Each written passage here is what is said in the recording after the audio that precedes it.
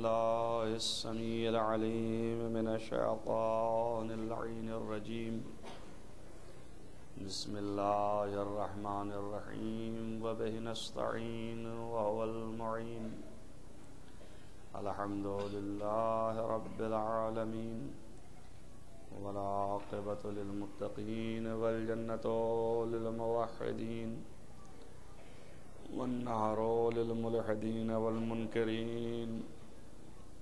الصلاة والسلام على سيد الأنبياء والمرسلين خاتم النبيين مولانا مولى الكونين جد الحسن والحسين أبي القاسم محمد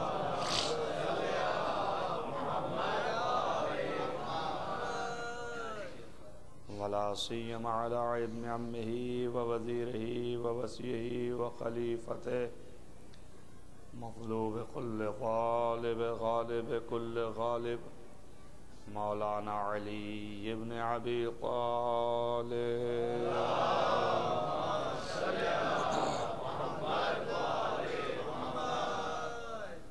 وعلى آله الطيبين الطاهرين المعصومين المظلومين الذين أذهب الله عنهم الرجس وطهرهم تطهيرا.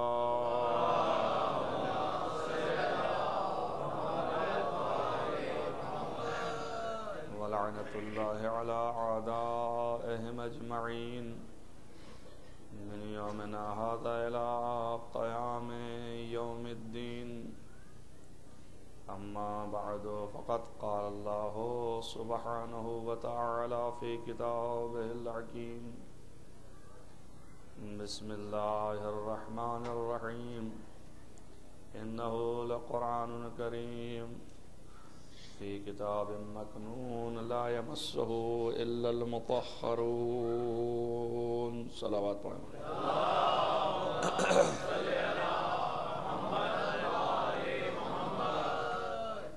عزیزان گرامی مرتبت وعزاداران حسین، اس مجلس میں کہ جس کا عنوان قرآن اور اہل بیت ہے، اس عنوان کے تحت اس آیہ کریمہ میں کہ جو ہم نے آپ کے سامنے تلاوت کی، یہ چھٹی مجلس ہے کہ جس میں خداوند عالم نے ارشاد فرمایا ہے کہ یہ قرآن ہے اور یہ ایک چھپی ہوئی کتاب میں موجود ہے اور اس کو کوئی چھو نہیں سکتا، تصرف نہیں کر سکتا، استعمال میں نہیں لا سکتا ہے سوائے ان لوگوں کے کہ جن کو اللہ نے پاکیزہ بنایا ہے. ایک صلوات پڑھ دیں محمد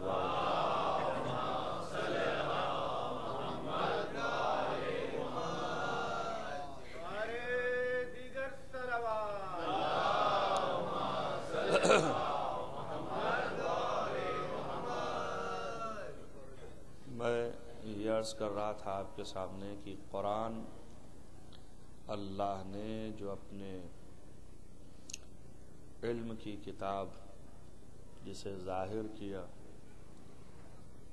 جہاں پر قرآن تمام دنیا کے لوگوں کے لیے ہدایت کا ذریعہ ہے. خود قرآن مجید کہتا ہے ھدی للناس.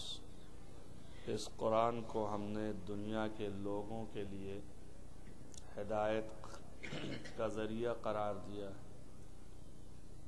وہاں پر اللہ کے تمام تر علم کا مخزن بھی ہے، لیکن اس کا یہ بھی مطلب نہیں ہے کہ جتنا اللہ کا علم تھا وہ سب قرآن میں آ گیا. یہ بھی بہت ضروری ہے کہ آپ اپنے اعتقاد میں رکھیں کہ اس کے ماوراء بھی بہت سی چیزیں ہیں جو اللہ نے اپنے علم میں محفوظ کر رکھا ہے. لہذا دوسری مجلس میں میں نے بیان کیا تھا کہ ہر موجود جو دنیا میں موجود ہوتا ہے وہ سب سے پہلے اللہ کے علم میں رہتا ہے اور پھر اس کے بعد مشیت الہی میں آتا ہے اور پھر دھیرے دھیرے 6-7 پروسیس سے گزر کر موجود ہو جاتا ہے۔ تو اسی طرح قرآن مجید جو ہے وہ اللہ کے علم کا مخزن ضرور ہے، لیکن اس کا یہ مطلب نہیں ہے کہ کل قرآن جو ہے یہ تنہا اور اللہ کا علم بس یہی ہے، اس کے علاوہ اللہ کے پاس اب علم میں کچھ نہیں ہے، ایسا نہیں۔ اور چونکہ قرآن میں جو کچھ بھی اس نے اپنے علم کو دے دیا، لکھ دیا، بنا دیا، کہہ دیا، ثبت کر دیا، وہ چیز موجود ہے اور وہ علم خدا ہے۔ اب ظاہر ہے کہ جب موجود ہے اور دے دیا اور وجود میں آ گیا تو جو بھی اس کو پڑھے گا، جو بھی اس میں سے چیزیں استخراج کرے گا، وہ علم خدا کے تمام تر ان مراتب سے بہرہور ہوگا، فائدہ اٹھائے گا، اور اسی فائدے کا ایک نام ہدایت ہے، یعنی یہ کہ ہدایت پر رہے گا، فائدہ اٹھائے گا، صحیح راستے پر رہے گا، اللہ کے منشا کے مطابق اس کی زندگی گزرے گی۔ اور چونکہ اس نے یہ بتایا کہ یہ کتاب پڑھی ہوئی کتاب ہے، تو ایک چیز یہ بھی روشن ہو گئی کہ یہ اللہ نے نصاب کے لیے کتاب لکھی تھی۔ اگر یہ کتاب جو ہے، نصاب تو جانتے ہیں نا آپ، کورس، تو یہ ایک طریقے کا کورس تھا جسے اللہ نے تیار کیا تھا، اور اس کورس کو پڑھایا اس نے۔ تو کچھ لوگ جو ہیں جن کو اس نے خود پڑھایا تھا، خود ہی کی لکھی ہوئی کتاب ہے، اور خود ہی کچھ لوگوں کو پڑھا دیا اس نے، تو جو کتاب لکھی اس کی بھی تعریف کی، اور جن کو پڑھا دیا ان کو بھی پہچنوایا اور بتایا۔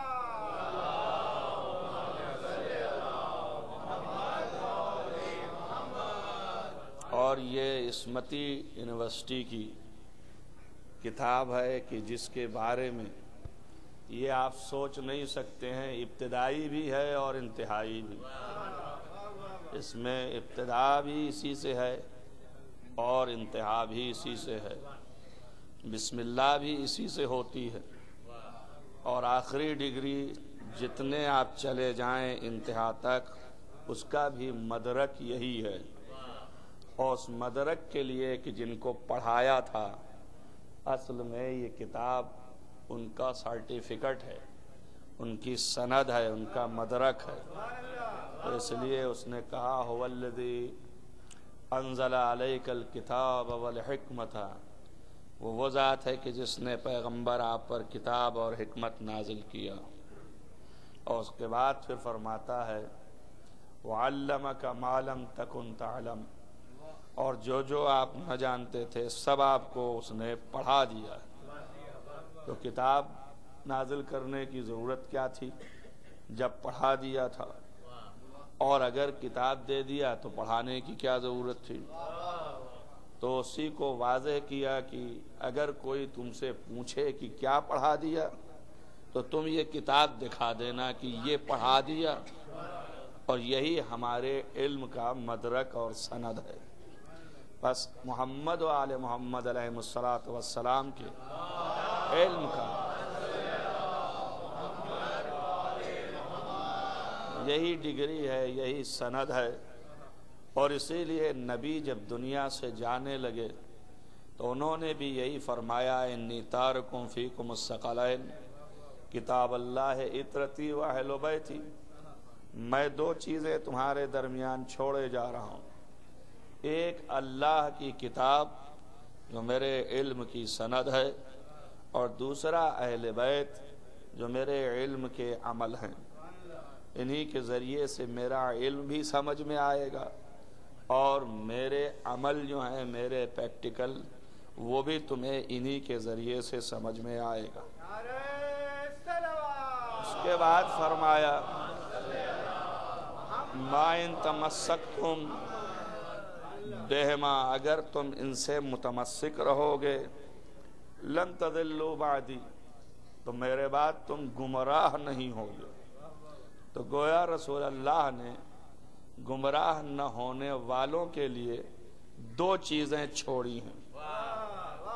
اب اگر کوئی ایک لیتا ہے اور ایک کو چھوڑتا ہے تو نبی کے اعتبار سے وہ گمراہ ہے، اور گمراہ جو ہے وہ راہ جب نہیں پا رہا ہے تو ظاہر ہے کہ خود ہی راہ جب نہ پایا تو دوسرے کو راہ کیا دکھائے گا، دوسرے کو کہاں تک پہنچائے گا۔ یہ تو اول مطلب ہے۔ اس کے بعد بھی فرمایا کہ یہ دونوں ایک دوسرے سے جدا نہیں ہوں گے، لن یفترقا، یہ قرآن اور یہ اہل بیت ہمارے یہ جدا نہیں ہوں گے ہرگز، حتی یرد علی الحوض، یہاں تک حوض کوثر سے ہم سے جا کے ملے۔ تو ایک بات یہ بھی سمجھ میں آئی کہ ہر مسلمان حوض کوثر پر نہیں پہنچ پائے گا جب تک کہ ان دونوں سے متمسک نہ ہو۔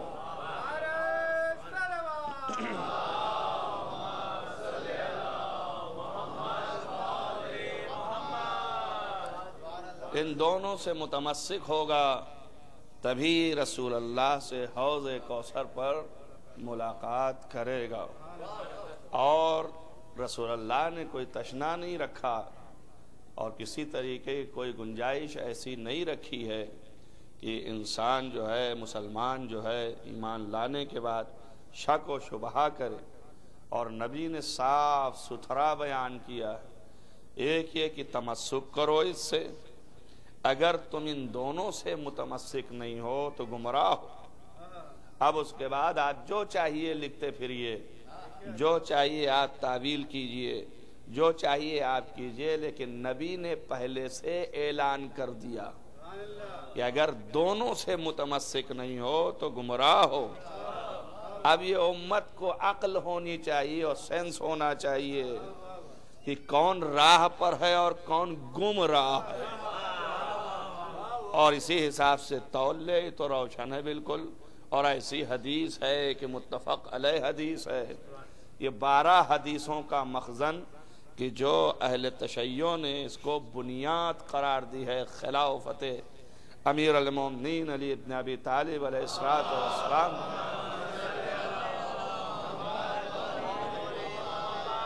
جس کا انکار محدث دہلوی نے فرمایا ہے اور کہا ہے کہ یہ حدیثیں جو ہیں صحیح نہیں ہیں، لیکن بہرحال علماء نے بڑی زحمتیں اٹھائی ہیں اور بہت کچھ لکھا ہے۔ ہندوستان کی زبان تھی اور ہندوستان کا لکھنے والا عالم تھا، لہذا جواب بھی ہندوستان سے لکھے گئے، اور ہر ایک حدیث پر ان 12 حدیثوں میں سے ایک حدیث ایک حوض بھی ہے، ایک حدیث اہل بیت اور قرآن ہے، ایک حدیث ولایت ہے، ایک حدیث نور ہے، ایک حدیث منزلت ہے۔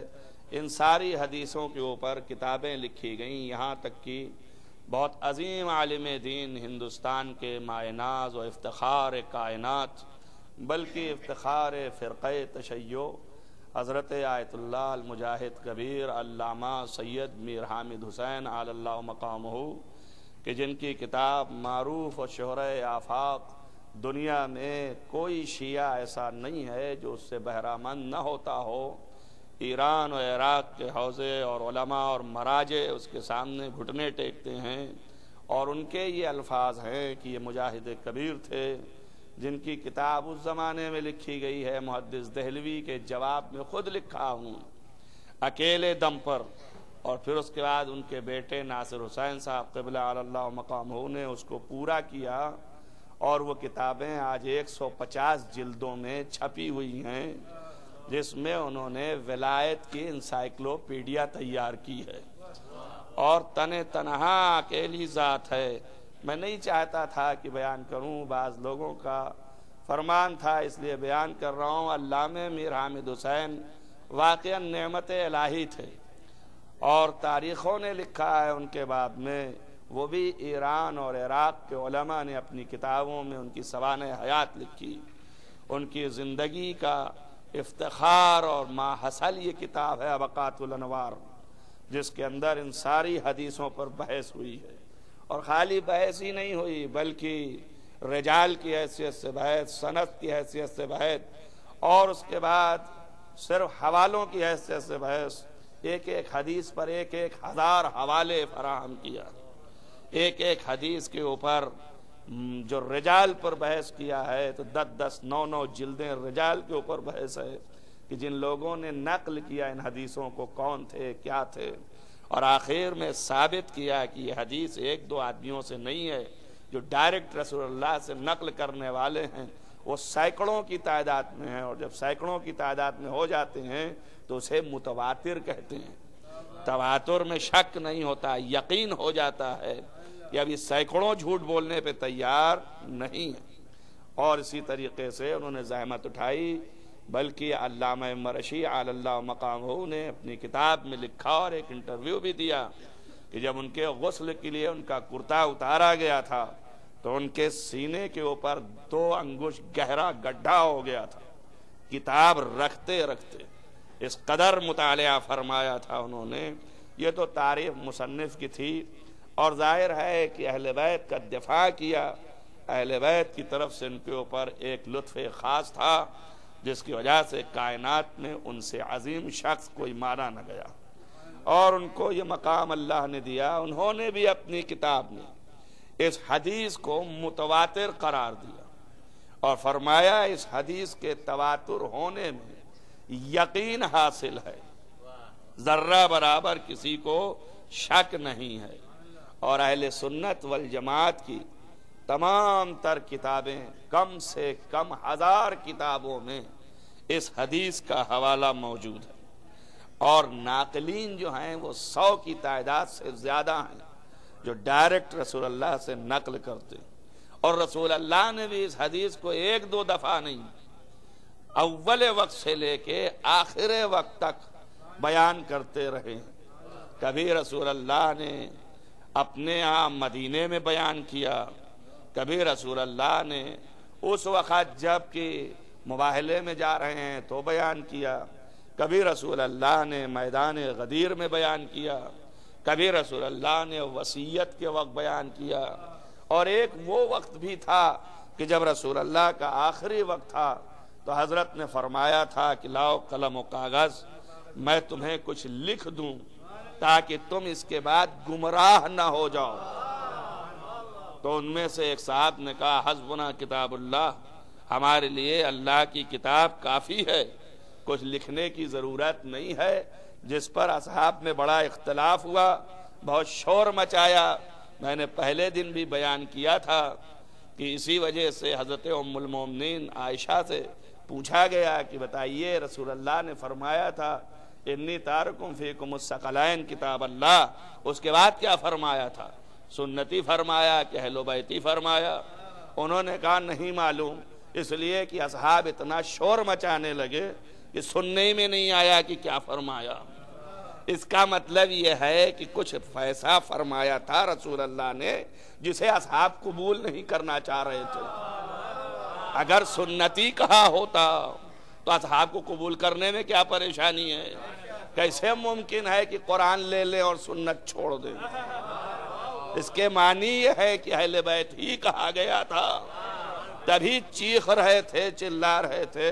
تو نبی نے کہا قرآن کے تمہارے حوالے کرنے سے پہلے ہم نے تمہیں تعلیم دیا، ادب نہیں تم کو کہ ہمارے سامنے چیخیں مت لگاؤ، نکل جاؤ یہاں سے۔ اور پیغمبر نے نکال دیا، ایسے لفظ میں نکالا کہ عربی کی لفظ لکھی گئی کہ قوموا عنی، یہاں سے اٹھو اور نکل جاؤ۔ آپ دیکھیں اس طرح کے قرآن میں بھی الفاظ آئے ہیں۔ جب اللہ غصہ ہو گیا اور برہم ہو گیا، کسی کے اوپر سجدے میں وہ انکار کیا تو اللہ نے پوچھا کہ تو نے کیوں سجدہ نہیں کیا؟ کیا وجہ ہے سجدہ نہ کرنے کی؟ کیا تو نے سوچ لیا تھا کہ ان سے افضل ہے اور تو بھی انہی لوگوں میں ہے جو عالین ہیں، جو سجدہ کے قابل نہیں ہیں؟ تو اس نے کہا کہ تو نے اس کو مٹی سے پیدا کیا اور مجھے آگ سے پیدا کیا، تو اللہ چپ ہوا، اس نے کہا فخرج، نکل جا یہاں سے۔ ایک صلوات پڑھیں محمد والے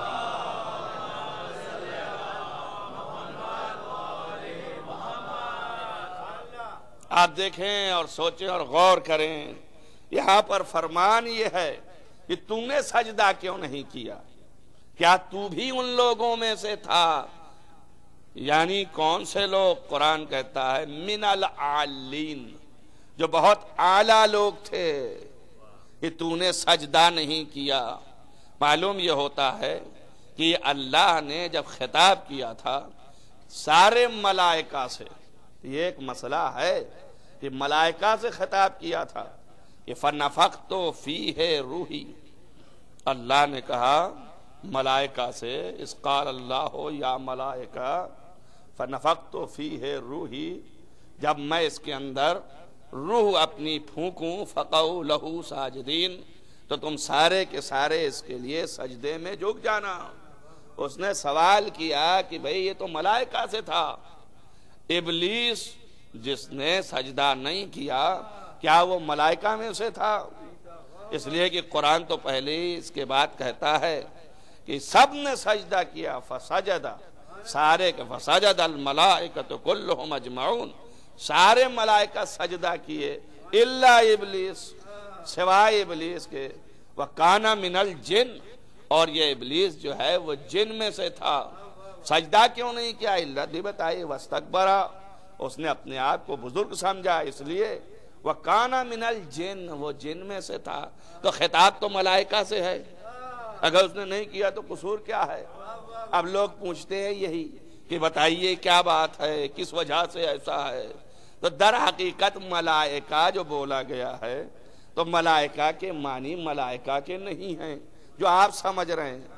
جو بولا جاتا ہے دن اور رات کی جبریل ملائکہ ہیں، اسرافیل ملائکہ ہیں، یہ ملائکہ بمعنی ملائکہ وہاں نہیں ہے۔ ملائکہ ملک و ملک سے ہے، یعنی اللہ کی قوتیں۔ تو جتنی کائنات میں قوتیں ہیں ان ساری قوتوں کو حکم دیا تھا کہ سجدے میں آدم کے لیے جھک جاؤ، تو اب ساری قوتوں کو جھکنا تھا اور ساری قوتیں جھک بھی گئیں الا ابلیس، سوائے ابلیس کے۔ تو ساری مخلوق قوتوں میں ایک قوت ابلیس بھی ہے، بہرحال مخلوق ہے، لہذا وہ نہیں جھکا۔ تب اللہ نے سوال کیا۔ اب یہاں سوال ہے کہ جب آپ نے کہا کہ ملائکہ کے معنی ساری قوتوں کے ہیں تو پھر سب کو جھکنا ہونا چاہیے، تو اس میں کچھ ایسے بھی ہیں کہ انہوں نے بھی سجدہ نہیں کیا، اسی لیے تو اللہ نے اس سے سوال کیا کہ ہم نے تمام قوتوں کو کہا تھا کہ جھکو، لیکن صاحبان قوتوں کو نہیں کہا کہ جھکو۔ صلوات پڑھیں محمد وآل محمد۔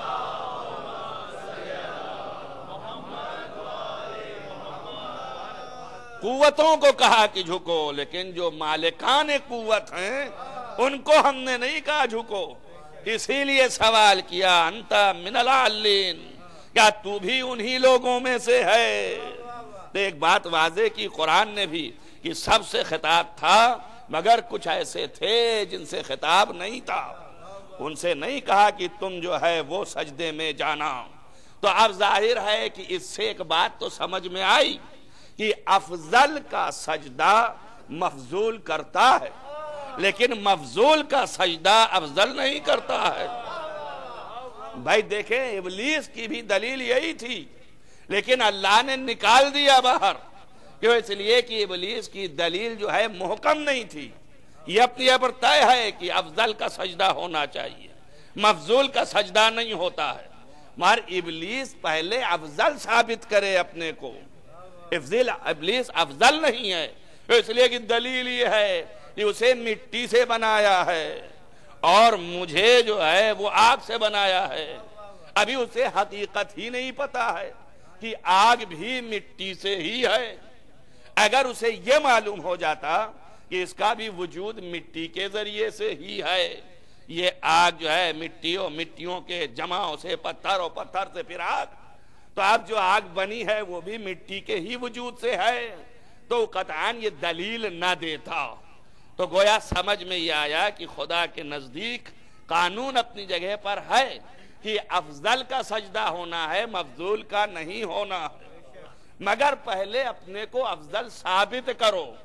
اسی لیے خدا نے سوال کیا کیا تو بھی ان عالین میں سے ہے کہ جو افضل ہیں ان آدم سے اور ان پر سجدہ واجب نہیں ہے؟ تو عالین جو ہیں وہ کون ہیں؟ بھئی یہ تو مٹی سے بنائے گئے، اگر وہ بھی مٹی سے بنائے جاتے تو کم سے کم برابر ہی کے صحیح ہوتے، تو اس کا مطلب ان پر بھی سجدہ ہوتا۔ لیکن چونکہ وہ اعلیٰ ہیں تو اعلیٰ کیا ہو سکتا ہے؟ آگ بھی نہیں ہو سکتی۔ تو اب جو چیز اعلیٰ تر ہے اس سے وہ خلق کیے گئے ہیں، اور وہ ہے نور خداوندی۔ ایک صلوات پڑھیں محمد والے۔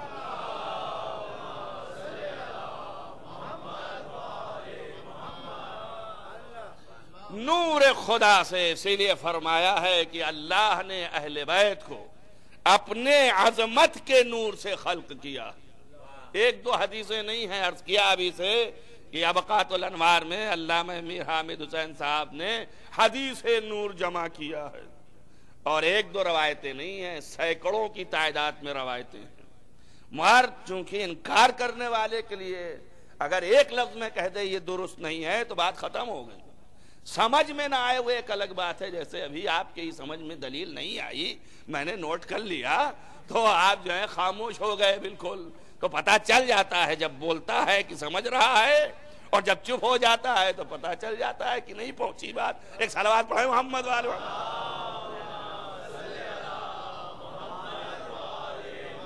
تو انکار جو ہے کرنے والے کے لیے کوئی دلیل کی ضرورت ہی نہیں، وہ فوراً انکار کر دے تو کہتے ہیں حدیث نور درست ہی نہیں ہے، کوئی حدیث صحیح ہی نہیں ہے۔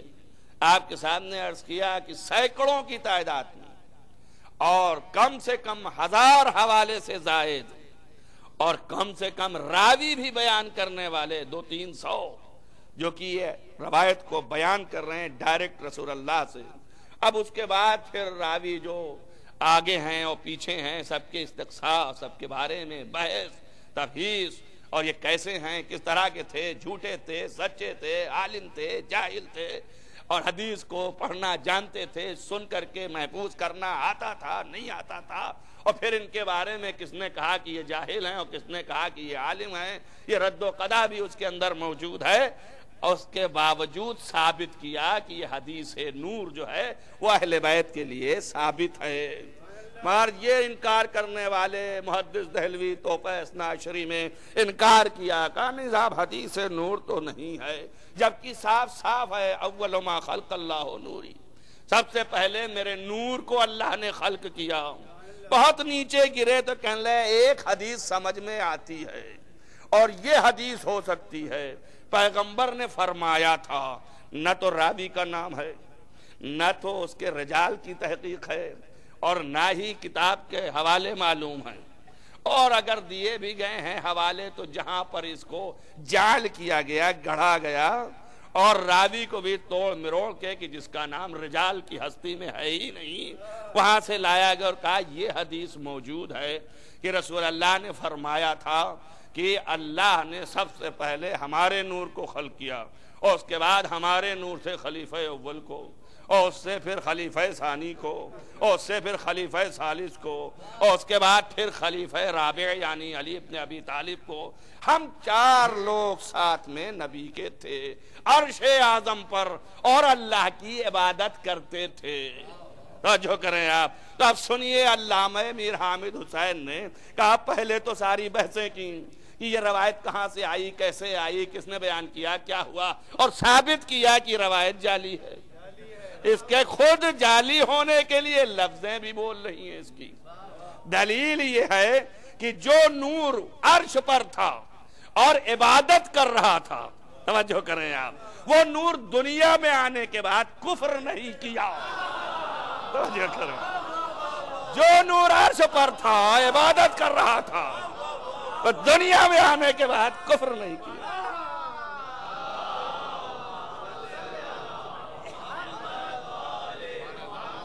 من نور کے معنی تمہیں نہیں معلوم ہے؟ نور کے معنی تاریکی کے نہیں ہیں۔ اگر نور ہوتا تو اسے دکھائی دیتا۔ ارے جس کو خود خدا نہ دکھائی دے وہ دوسرے کو کیا دکھوائے گا؟ صلوات پڑھیں محمد وآل محمد۔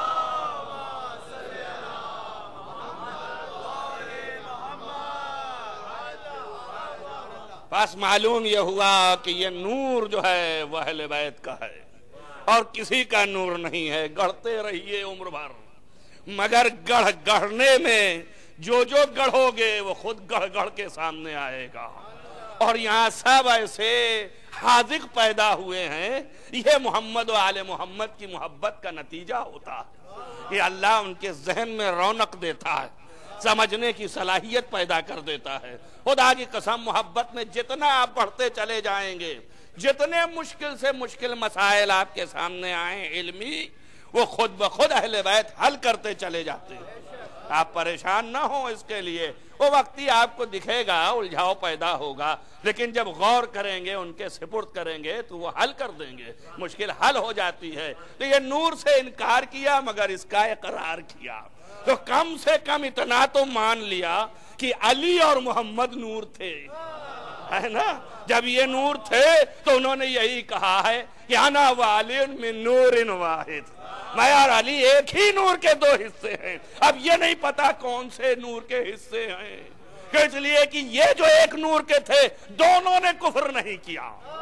جب وہ پیدا ہوئے تو توحید پر رہے، یہ پیدا ہوئے تو خود بھی سجدہ کیا، غیروں کو بھی سجدے میں جھکا دیا۔ صلوات پڑھیں محمد وآل محمد۔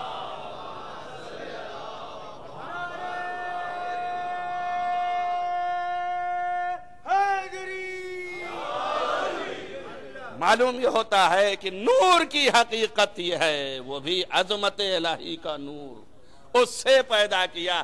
اس لیے اللہ نے کہا کہ یہ آدم سے عالی ہیں، اور قرآن نے کہا یہ عالین میں سے ہیں، اعلیٰ سے عالین بنا۔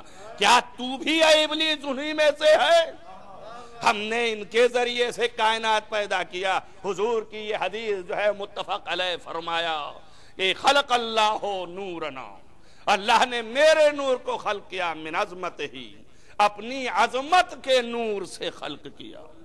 اور پھر اس کے بعد فرمایا وَجَعَلَ لَهُ شِقَّيْنِ، اور اس کے دو حصے کیے برابر، ایک حصہ علی اور ایک حصہ میرا نور قرار دیا۔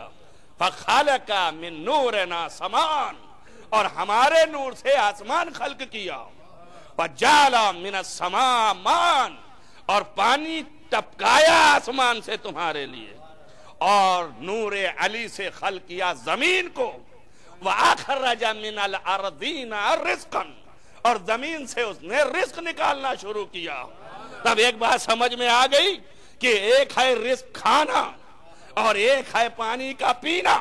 تو جب پانی پینا تو محمد کا احسان یاد رکھنا، اور جب کھانا تو علی کو یاد رکھنا۔ اب جس نے علی سے انکار کیا، کھاتے بھی جاؤ انکار بھی کرتے جاؤ، ایسا نمک حرام۔ صلوات پڑھیں محمد وآل محمد۔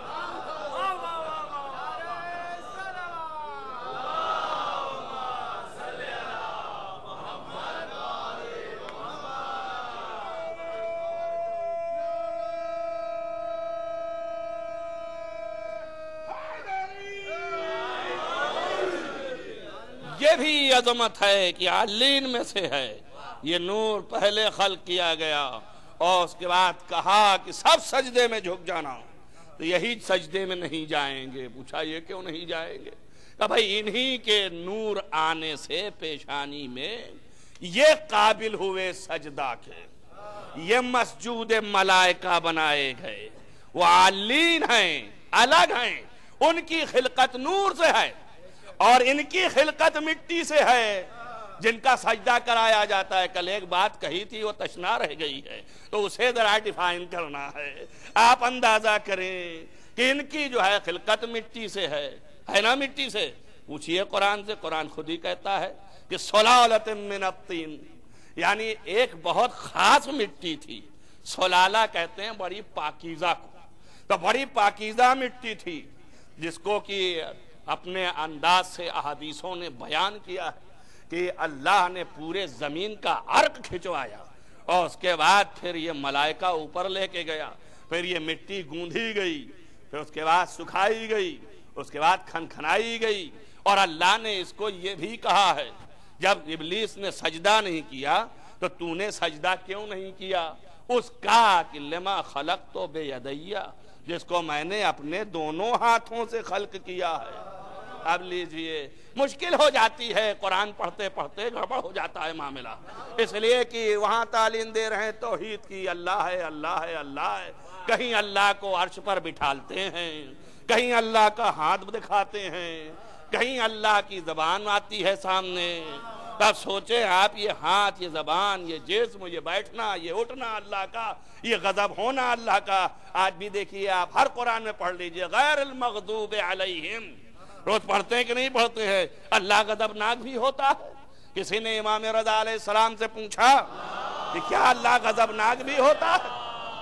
کیا اللہ کو غضب آتا ہے؟ کیا اللہ کو غصہ آتا ہے؟ جگہ قرآن میں کہا بھی پھر ہم غصہ آ گئے، کس سے؟ فرعون سے، فَأَغْرَقْنَاهُمْ أَجْمَعِينَ، تو سارے کے ساروں کو لے ڈوبے وہیں پہ ہم۔ اللہ بھی غصہ کرتا ہے؟ تو حضرت نے مسکرا کے کہا ارفع، میرا خدا بلند تر ہے غصے سے۔ کیوں؟ آپ کے شاید نہ پہنچ رہی ہو تو پہنچ جائے، اس لیے کہ غصہ کرنا یہ کیفیت ہے، اور کیفیت نفسانی ہے، وہاں نفس نہیں ہے۔ اب جس کا نفس لیے ہوگا اس کا غصہ خدا کا غصہ ہوگا۔ صلوات پڑھیں محمد وآل محمد۔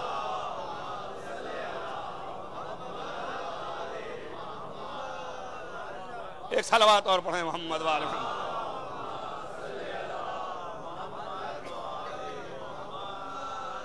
تو فرمایا کہ آپ بتائیے یہ کون لوگ ہیں؟ یہ مٹی سے بنائے گئے۔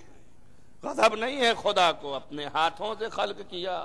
اب ہاتھ ڈھونڈیے کہاں ہیں اور کیسے بنایا اللہ نے؟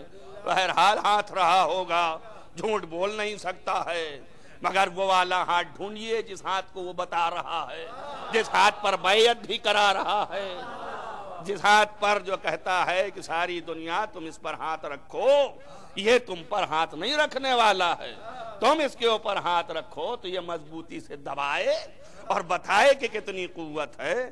اس کی قوت میری قوت، اس کی ساری چیزیں میری ہیں، اس کا نفس میرا نفس، اس کا ہاتھ میرا ہاتھ۔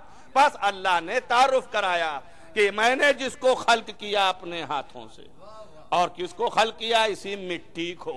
توجہ کرنا میری بات پر۔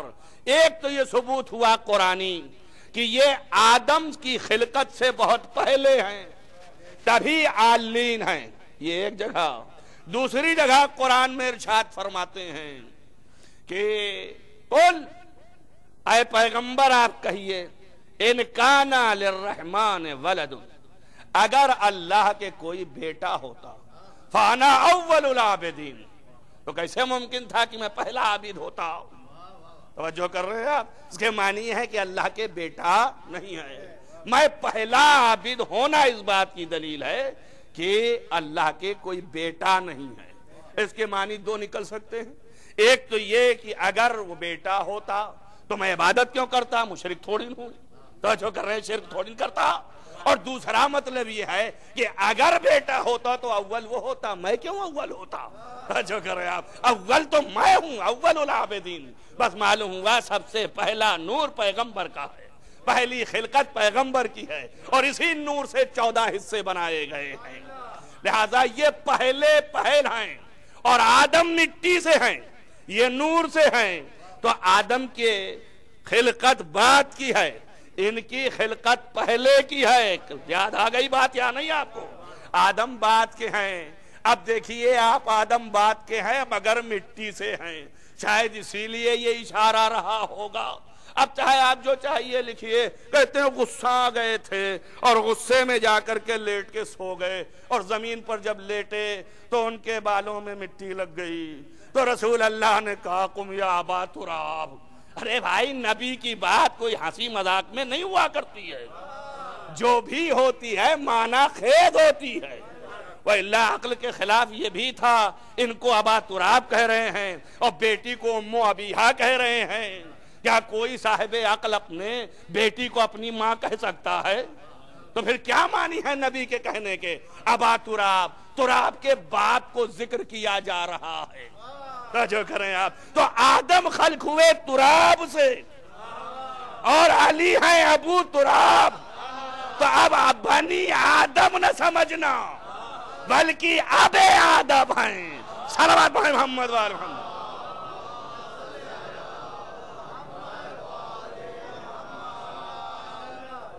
آپ لوگ اور آگے آ جائیے, ایک صلوات پڑھیے محمد وآل محمد اور آگے آ جائیے.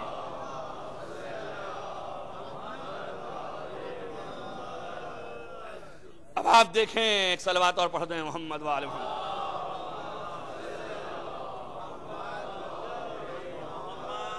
لہذا بنی آدم میں نہیں ہے بلکہ اب آدم ہیں, اس لیے کہ آدم مٹی ہے اور مٹی کو عربی میں کہتے ہیں تراب, اور یہ ہیں ابو تراب. اب اگر آپ کے نیچے نہ جا رہا ہو تو نیچے کرواتا ہوں ابھی. آپ دیکھیے آپ کہ جب ان کو خلق کیا تو اسی نور کے طفیل میں زمین کو خلق کیا. ابھی پڑھا تھا یا نہیں پڑھا تھا کہ انہی کے نور سے زمین کو پیدا کیا. بھئی نبی کو کیا کہنے کی ضرورت تھی, خالی یہ کہہ دیتے میرے نور سے کائنات پیدا کی گئی.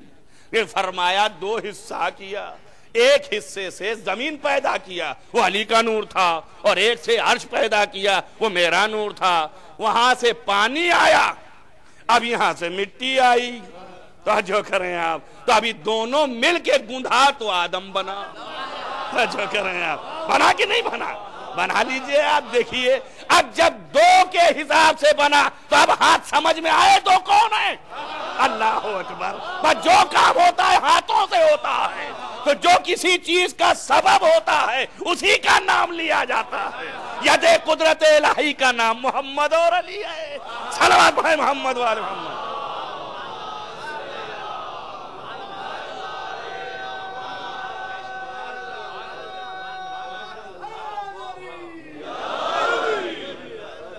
ایک صلوات اور پڑھیں محمد وآل محمد.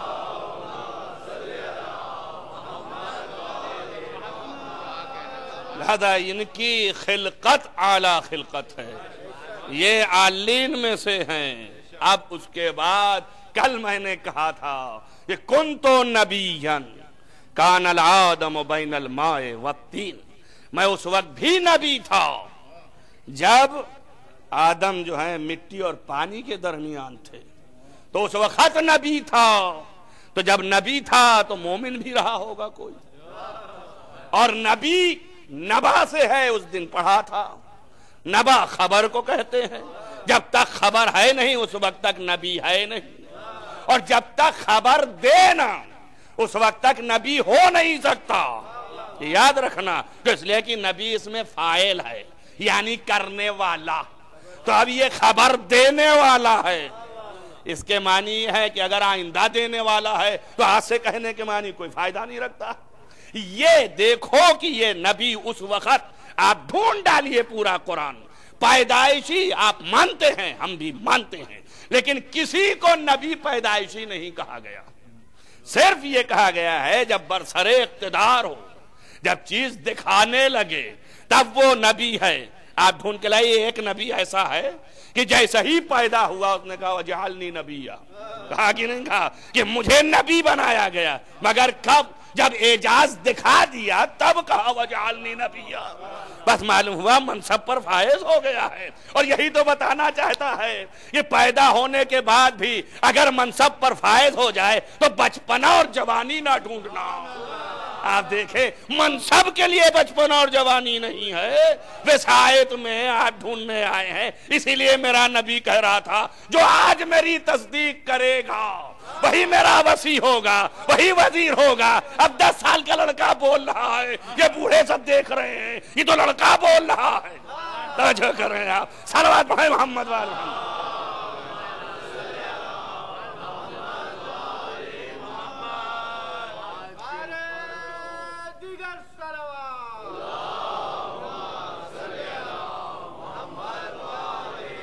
میں اس وقت بھی نبی تھا, اور نبی جب تھا تو مومنین بھی تھے جو نبوت کو مان رہے ہیں, جن کے سامنے وہ نبی ہے.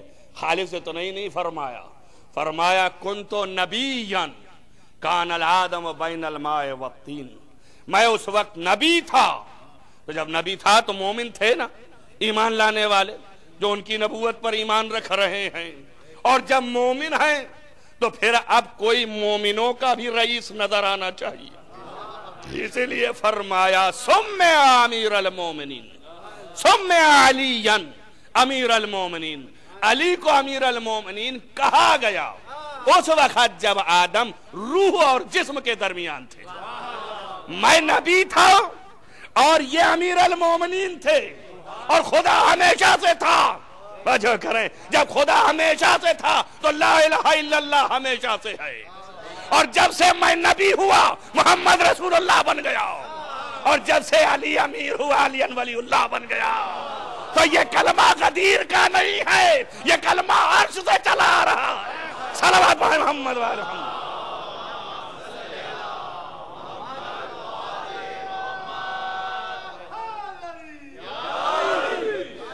ہر چیز کی ہسٹری ہوتی ہے، لوگ یہیں تک ابھی تک پہنچ پائے غدیر تک، یہ غدیر کی بات نہیں ہے، وہاں سے چلی آ رہی ہے، وہاں سے لوگ پڑھتے چلے آ رہے ہیں۔ تو میں اس وقت نبی تھا، اور نبی کا بیٹا قرآن میں، اب جب نبی تھا تو وہیں نبی کا بیٹا ہے قرآن میں کہ نہیں ہے؟ تو آپ دیکھیں اب جتنی نسل کائنات میں آئے گی انسانوں کی، بشریت کی، وہ سب آدم سے ہے، اور آدم کی اولاد میں ہے تو اسے کہیں گے بنی آدم۔ تو جتنی نسل ہے کائنات میں بشریت کی وہ سب ہے بنی آدم، اور نبی کہتا ہے میں پہلے سے نبی ہوں، تو اس کی خلقت پہلے سے ہے۔ اب قرآن کہتا ہے کہ فَقُلْ تَعْلُوا نَدْعُ أَبْنَاءَنَا وَأَبْنَاءَكُمْ، تم اپنے بیٹوں کو لاؤ ہم اپنے بیٹوں کو لاتے ہیں۔ تو اب اگر نبوت بشریت کے بعد ہوتی، توجہ کریں آپ، تو معاملہ نبوت کا تھا تو بشریت کے بعد والے بیٹے ڈھونڈے جاتے۔ اب چونکہ یہ بشریت کے بعد کی نبوت نہیں ہے، نبوت وہاں کی ہے، معاملہ نبوت کا ہے، تو نبوت والے بیٹے ڈھونڈے گئے۔ اس لیے کائنات میں کوئی نبی کا بیٹا نہ نکلا سوائے حسنین کے۔ ایک صلوات پڑھیں محمد والے محمد۔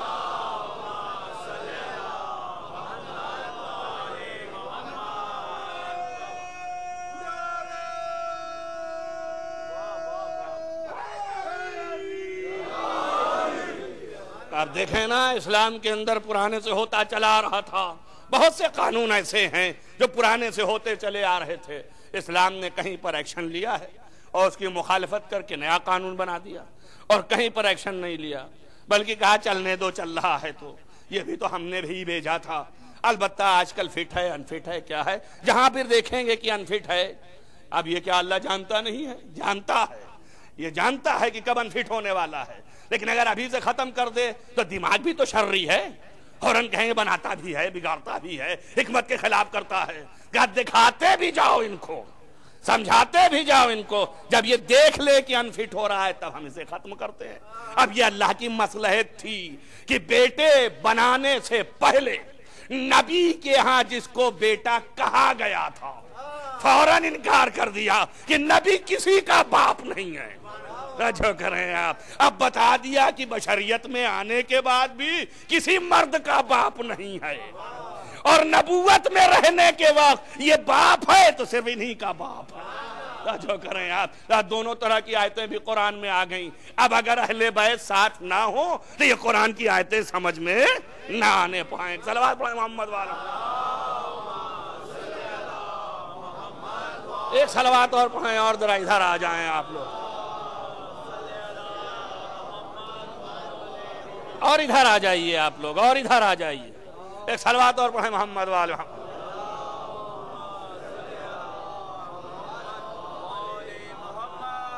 اس لیے میں نے کل کہا تھا کہ یہ ثابت ہو گیا کہ یہ بنی آدم نہیں ہے، یہ آدم کے بیٹے نہیں ہیں، بلکہ یہ آدم کی بنیاد ہیں۔ آپ دیکھیے، میں نے کہا کہ ابو تراب وہاں سے لایا تھا۔ باپ کہتے کس کو ہیں پہلے یہ سمجھ لیں آپ، باپ اس کو کہتے ہیں لغت عرب میں ما کان بایجادہ سببا، جو اگر کسی کے وجود کا سبب بنے تو اسے باپ کہتے ہیں. وَإِصْلَاحِهِ سَبَبًا، اور کسی کے اصلاح کا سبب بن جائے، ریزن ہو، علت ہو، تو اسے بھی باپ کہتے ہیں. کہتے ہیں لذا قالوا ان المعلم اب، اسی لیے کہتے ہیں معلم جو ہے وہ باپ ہے. کیوں؟ اس لیے کہ اصلاح کرتا ہے. اور یہ باپ ہے کیوں؟ اس لیے کہ سبب وجود بنا آپ کا، ولو کہ اللہ کی طرف سے یہ انتظام تھا. تو اسی طریقے سے پیغمبر نے بھی فرمایا انتا و انا یا علی ابوا هذه الامہ، ہم اور تم اس امت کے باپ ہیں. جو کیا آپ نے تو باپ کب ہیں؟ اس امت کے باپ ہیں. اس امت میں تو آپ کو پتا ہے نا علی سے بڑے بڑے تھے. ارے بھائی بات نہیں سمجھ رہے آپ، 40 سال کے تھے، ان کے بھی باپ ہو گئے کہ نہیں ہو گئے؟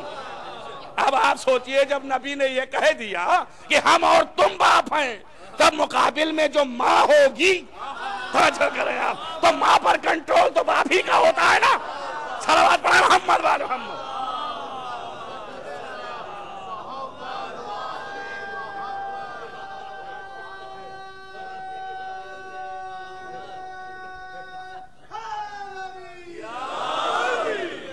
جب آپ مکمل طریقے سے کہاں دیکھیں گے کہ آپ کبیدہ خاطر ہیں تو ایسے ہی ایک شارٹ لگے گی. صلوات پڑھیں محمد وآل محمد.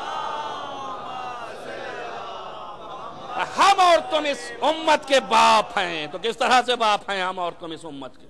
کیسے باپ ہو گئے اس امت کے جبکہ یہاں 40 سال کے اور یہ 10 سال کا بیچارہ؟ 10 سال والا 40 سال کا باپ ہو سکتا؟ یا رسول اللہ جب بھی بولا کیجئے عقل سے بولیے، آپ خاتم الانبیاء ہیں. آپ کا جب نہیں جواب دیں بے عقلا، پہلے ہی سے بتا رہا ہوں، سمجھا رہا ہوں کہ میرا وجود یہاں نہیں تولنا. اور ایک بات یاد رکھیے، فرمایا امت کے باپ ہیں. تو اب جتنی امتیں پیدا ہوئی ہیں سب کے باپ ہوں گے، اور جتنی امتوں کے انبیاء ہیں ان سب کے باپ ہوں گے. اور دلیل اس کی یہ ہے کہ باپ وہی ہوتا ہے جو پیدائش کا سبب ہو. تو ادھر سے آواز آئی لولاک لما خلقت الافلاک، اگر آپ نہ ہوتے کائنات نہ پیدا کرتا. لولا علی لما خلقتک، اگر علی نہ ہوتے تو آپ کو بھی نہ بناتا. بس معلوم ہے 2 سبب ہیں کائنات کی خلقت کے. اب سمجھیں آپ، یہیں تک 2 تک رہا معاملہ تو ٹھیک تھا. ایک کو نبی بنا دیا وہ بھی آخر، اب اس کے بعد نبی آنے والا نہیں. اور ایک کو امام و ولی بنا دیا، ان کا بھی دماغ ہائی کر دیا، ان کا بھی ہائی کر دیا. اب یہ بھی کہیں میں سید الانبیاء ہوں، وہ بھی کہیں گے میں سید الاوصیاء ہوں. اب میں قدرت کائنات کا مالک ہوں، اب میں بھی قدرت کائنات کا مالک ہوں. اب بیلنس برابر رکھنا چاہیے کہ نہیں؟ تو کوئی ہو نا جو دونوں بیلنس برابر رکھے. تو اس لیے آواز آئی لولا فاطمہ لما خلقتکما، اگر فاطمہ نہ ہوتی تم دونوں کو نہ پیدا کرتا. توجہ کریں آپ. صلوات پڑھیں محمد وآل محمد.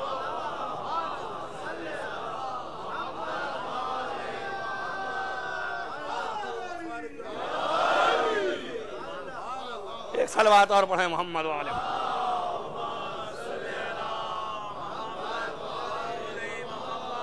اگر فاطمہ نہ ہوتی تو نہ تم کو خلق کرتے نہ ان کو خلق کرتے. ان کی بھی نبوت رکھی رہ جاتی اور ان کی بھی وصایت اپنی جگہ پہ رہ جاتی، نہ ان کو پیدا کرتا نہ ان کو پیدا کرتا. لولا فاطمہ لما خلقتکما، یہ حدیث قدسی ہے، یہ یاد رکھیے گا. حدیث قدسی جانتے ہیں نا؟ حدیث کی 2 قسمیں ہیں، ایک حدیث اور ایک قرآن ہے جو اللہ کا کلام ہے، اس کا مفہوم بھی ہے، معنی بھی ہے. حدیث جو ہے وہ لفظ رسول کی ہے، مفہوم اللہ کی طرف سے ہے.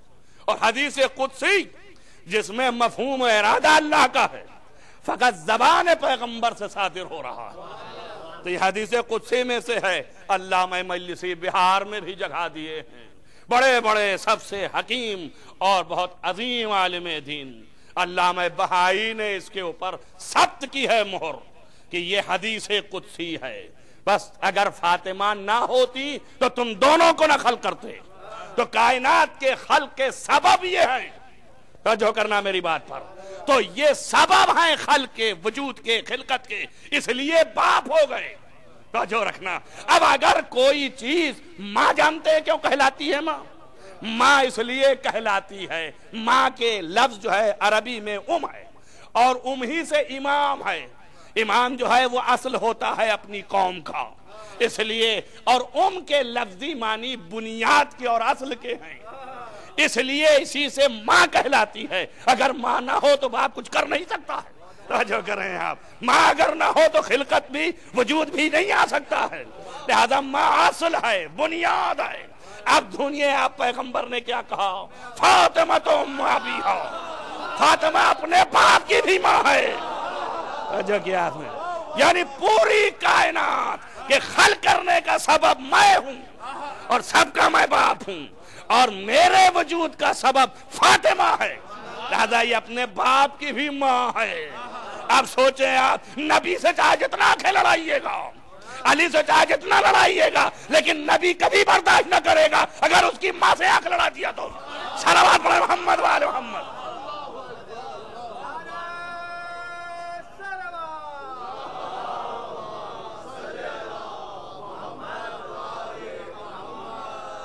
ہر شریف اپنے ماں کا احترام کرتا ہے کہ نہیں کرتا ہے؟ اگر نہ کرے تو نمک ناشناس ہے. ابھی لفظ استعمال کی تھی، آپ کو جانتے ہیں نا آپ، نمک. وہ لفظ آپ کے سامنے لے آیا تھا. گرچہ حرام و حلال کے لفظ ممبر سے بولنا برا نہیں ہے، اگر یہ بھی برا ہو جائے گا تو احکام الہی کیسے سنائیں گے ہم آپ کو کہ فلاں چیز حرام ہے فلاں چیز حلال ہے. لہذا نمک حرام جو ہے یہ سمجھ لیے دو طرح کے ہوتے ہیں. کچھ سبق حرام بھی ہوتے ہیں، وہ جو ہے پڑھنے کے بعد کہتے ہیں میں نے پڑھائی نہیں ہے.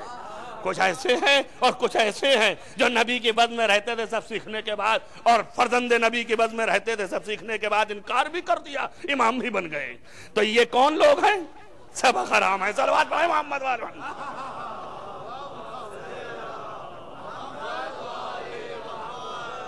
بس آپ اندازہ کریں گا کہ سب سے زیادہ حقیقی لفظ فاطمہ تو ام ابیہا. ہر شریف اپنے ماں کا احترام کرتا ہے. نبی سب کے لیے سن سکتا ہے لیکن نہیں سنے گا فاطمہ کے لیے کچھ. ہوش میں رہیے گا اور ہوش حواس میں تب کچھ بولیے گا. اور اسی لیے ثبوت بھی فراہم کیا. دیکھ میں احترام کرتا ہوں کہ نہیں کرتا ہوں. آپ پوری تاریخ چھان ڈالیں.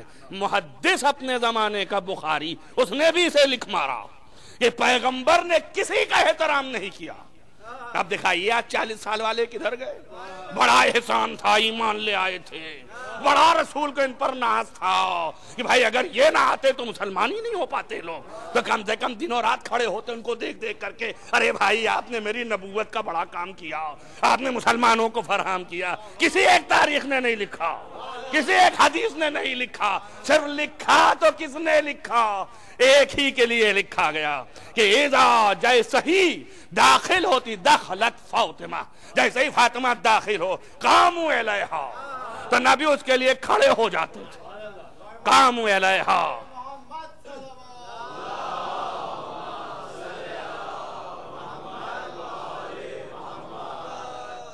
قاموا الیہا. وقت تمام ہو گیا. صلوات پڑھ دیں محمد وآل محمد.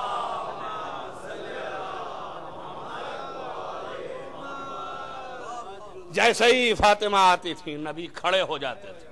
فقاموا الیہا. خالی کھڑے ہی نہیں ہوتے تھے، فاجلسہا فی مکانہ، اور ان کو اپنی جگہ پر بٹھال دیتے تھے اور اتنی دیر تک کھڑے رہتے تھے جب تک فاطمہ بیٹھی رہتی تھیں.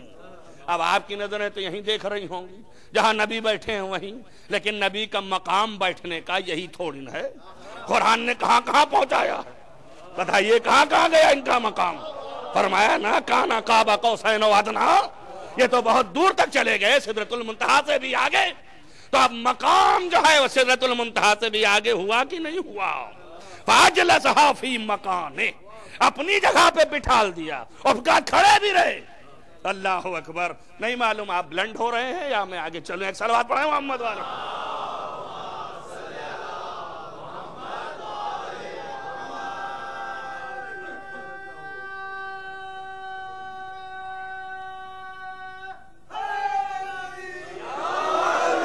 فقاموا علیہا. اور اس کے بعد کھڑے رہ گئے جب تک فاطمہ بیٹھی ہیں.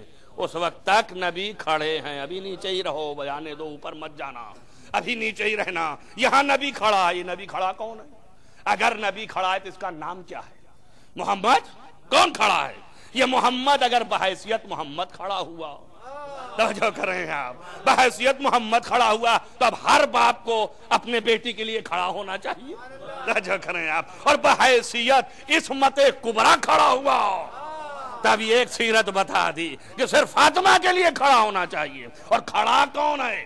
اب آپ میری طرف بھی دیکھیے گا اور ذہن کو بھی دوڑائیے گا، کھڑا کون ہے؟ محمد مصطفیٰ، اور بیٹھی کون ہے؟ فاطمہ زہرا۔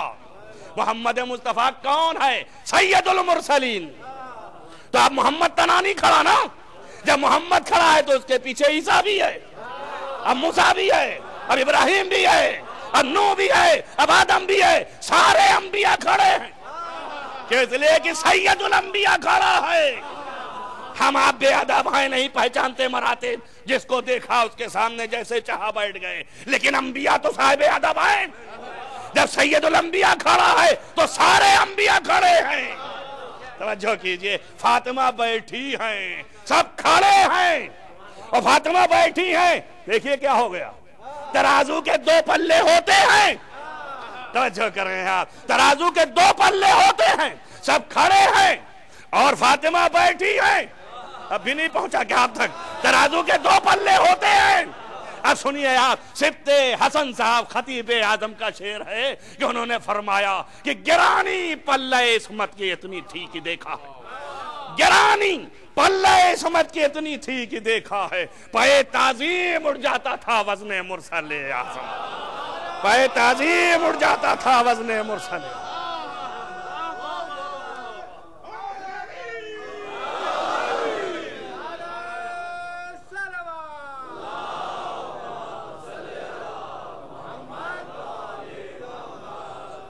سب کھڑے ہیں، کسی میں طاقت نہیں ہے کہ فاطمہ کے برابر ہو سکے، اب کوئی برابر نہیں ہے نا۔ ایک لفظ سنا نا آپ نے، ایک لفظ ہے کفو، کفو کے معنی برابری کے ہوتے ہیں، ڈھونڈتے رہتے ہیں آپ دن اور رات، جب ضرورت پڑ جاتی ہے تو ڈھونڈتے ہیں نا، کفو اسلام میں ہے، بغیر کفو ازدواج نہ کرنا، تو کفو کے معنی برابر کے ہیں، اسی سے کف ہے یعنی پلہ ترازو کا۔ تو آپ دیکھیں آپ کی کتنی گرانی ہے کہ سارے انبیاء کھڑے ہیں، وزن سب کا، اور فاطمہ کا وزن، تو اب کوئی نبی برابر نہیں ہو سکتا، جب برابر نہیں ہو سکتا تو کفو نہیں ہو سکتا۔ اسی لیے پیغمبر نے کہا نہ آدم کے علاوہ کوئی فاطمہ کا کفو نہیں۔ اللہ اکبر۔ اور جس کو بتایا، یاد رکھنا، نبی سے پیچھے جا نہیں سکتا، وہ بھی اتنا ہی رہنا چاہیے کہ اس لیے کہ تعصیب کرتا ہے نبوت کی، وہ بھی اتنا نہیں ہونا چاہیے یا رسول اللہ سنبھل کے بولیے، اس کو کیا کریں؟ کہا دیکھنا آنکھوں سے، بھائی سب کھڑے ہیں، خود محمد کھڑا ہے، اس کے پیچھے لائن لگی ہے، 1,24,000 پیغمبر کھڑے ہیں، کوئی بھی کفو نہیں ہے، لیکن جس کو کفو کہا وہ بھی کھڑا ہے۔ اور جو کریں آپ، مگر اس کے کھڑا ہونے میں اور ان کے کھڑا ہونے میں فرق ہے، سب کھڑے ہیں محمد کے پیچھے، اور یہ کھڑا ہے دوش محمد پر، وہ دوش محمد پر، یہ سدرۃ المنتہا پہ بیٹھی ہیں، وہ اس سے بھی آگے ہے، جب آگے ہوا تو یہ زوجہ ہو گئی، وہ جوار ہو گیا۔ صلوات پر محمد وآلہ۔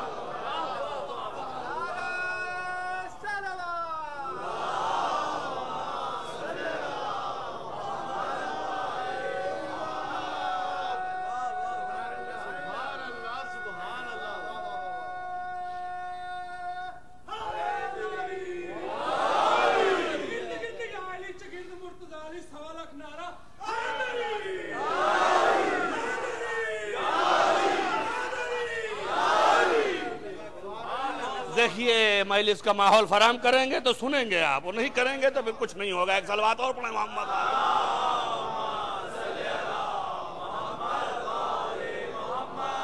کوئی کفو نہیں ہے الا علی، سوائے علی کے، شوہر حاکم ہے، زوجہ جو ہے، توجہ کریں آپ، اور ایسے بھی یہی حاکم ہے۔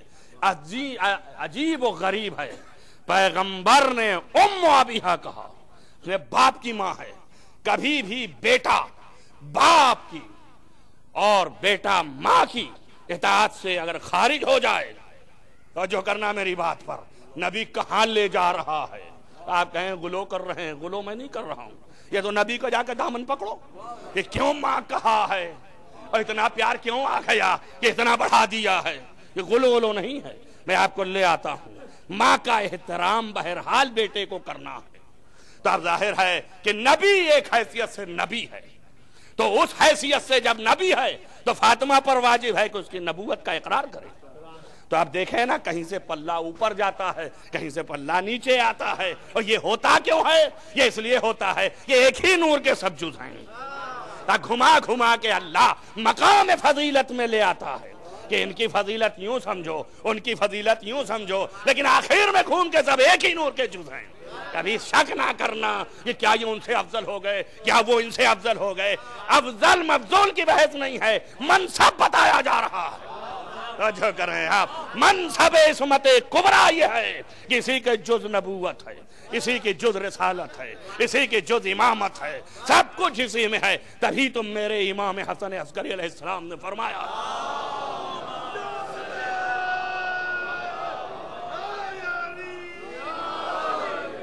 نحن حجت اللہ علی خلقہ۔ آپ جا کے دیکھ لیجئے، امام عسکری علیہ السلام فرماتے ہیں نحن یعنی ہم سب حجت اللہ علی خلقہ، تمام کائنات کی مخلوق پر اللہ کی حجت ہیں، نشانی ہیں۔ وَأُمُّنَا فاطمہ حجت اللہ علینا، اور میری ماں فاطمہ ہم سب پر حجت ہیں۔ توجہ کریں آپ، یہ عظمت فاطمہ ہے۔ اب حسین کو کوئی نیچا نہ سمجھ لینا، بس بات کو تمام کر دیا، وقت زیادہ ہے، پھر کل انشاءاللہ آپ کے سامنے حسین جو ہے قرآن کے نص سے بیٹا ہے محمد کا، وہ جو کہ نبی تھا آدم سے پہلے، یزید بنی آدم میں سے ہے، لہذا یزید کو حق نہیں ہے، پہنچتا ہی نہیں مرتبہ، حق نہیں بنتا عقلاً بھی کہ کسی سے بیعت لے۔ اور یہاں پر بھی دیکھیں، جب کہہ دیا، کہنا نہیں چاہ رہا تھا، وقت لگ جائے گا، ایک صلوات پڑھتے ہیں محمد والا۔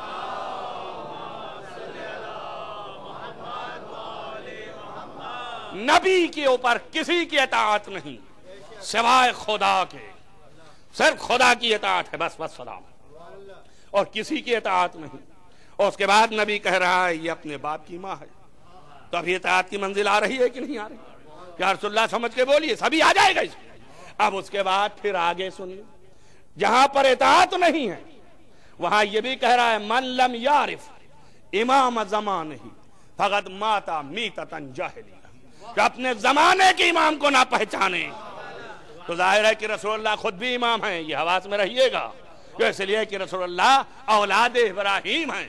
اور وہاں کہا ہے، جب اللہ نے کہا انی جاعلک للناس اماما، تو اللہ نے کہا من ذریتی، یا میری ذریت میں، کہا لا ینال عہد الظالمین، لیکن میرا یہ عہدہ ظالم نہیں پائے گا۔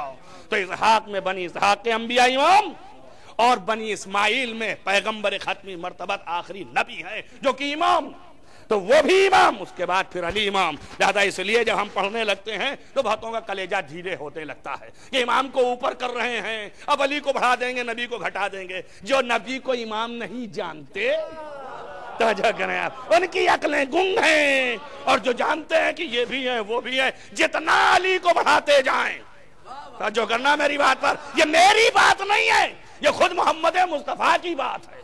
بہت چالاک انسان تھے، دنیا میں سب سے عظیم شخص تھی، سب سے عظیم صاحب عقل، سب سے زیرک، سب سے عظیم زیرک، تو جتنی بھی تعریفیں کی ہے علی کی، ایسے نہیں کی ہے، جتنی کی ہے اس میں سب میں خابیدہ ہے کہ جب علی اس مرتبے پر تو میں کہاں، تو بباطن علی کی تعریف ہو رہی ہے، بظاہر علی کی تعریف ہو رہی ہے، بباطن اپنی تعریف کی جا رہی ہے۔ ایک صلوات پڑھیں محمد والے محمد۔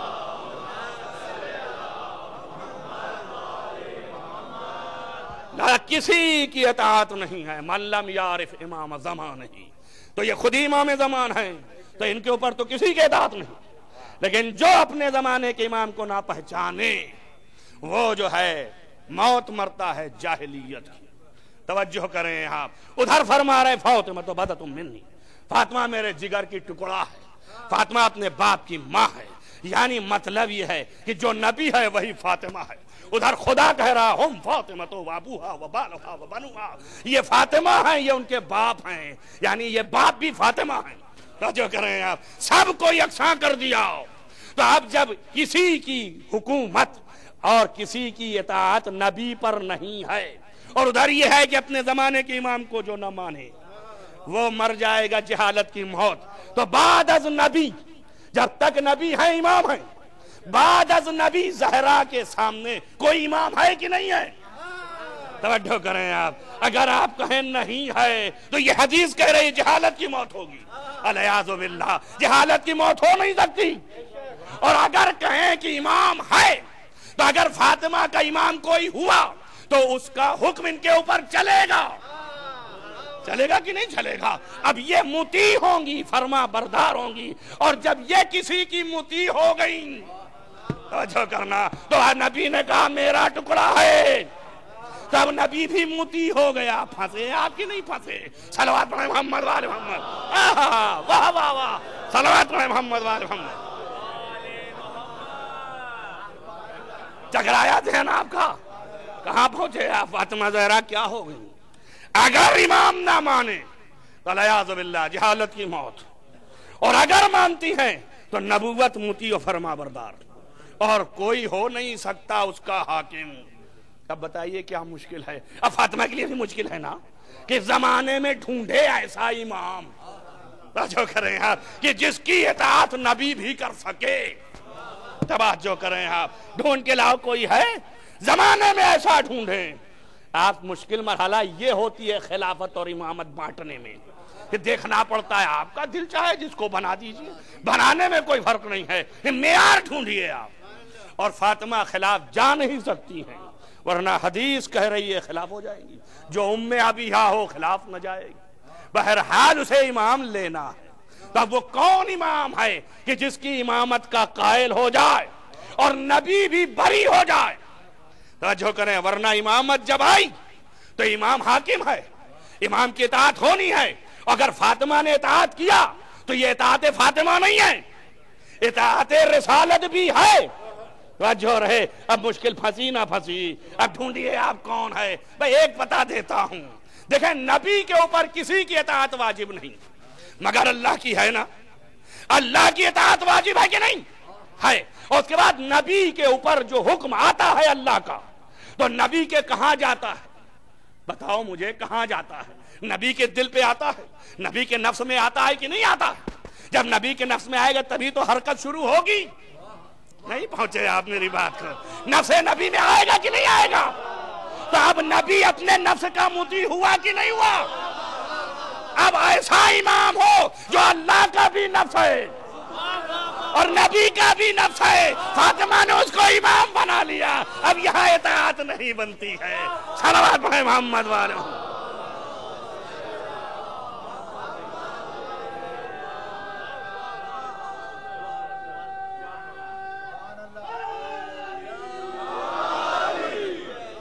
آسان نہیں ہے شیعت، بہت مشکل ہے، اور بڑی مشکل سے شیعت ڈھلتی ہے، اور اس کے عقائد بڑی مشکل سے آتے ہیں. کیا لوگ آسان سمجھتے ہیں؟ دیکھیے اور بھی ٹاپکس آسان ہیں اور عقائد بہت مشکل ہیں. ان کے اندر آپ کو سب کچھ جو ہے وہ کلیجہ پلانا ہوتا ہے، آپ کو ڈھونڈنا پڑے گا تب ڈھلتے ہیں. اسی لیے مختلف عقائد نظر آتے ہیں. لہذا یہی دیکھ رہے تھے کہ یہ عقائد بھی خراب ان کے اور احکام بھی بدلے دے رہے ہیں. تو اللہ نے کہا ان کو بتاؤ ان کی فطرتیں یہ. جب نبی کے عہد میں کہتے تھے کہ اس کو تھوڑا بدلو، اس کو کم کرو، اس کو ختم کرو، اب یہ برداشت نہیں ہوتا، یہ مشکل ہے، تو اللہ نے کہا کہہ دے کہ میں نے قرآن کامل کر دیا. اب اس کے بعد یہ بھی بتا دے کہ ہاتھ میں کس کے دیا. وَإِنِّي تَارِكٌ فِيكُمُ الثَّقَلَيْنِ، ہم نے دو چیزیں بتائی ہیں، ایک یہ قرآن ہے اور یہ قرآن ہے اہل بیت کے ہاتھ میں.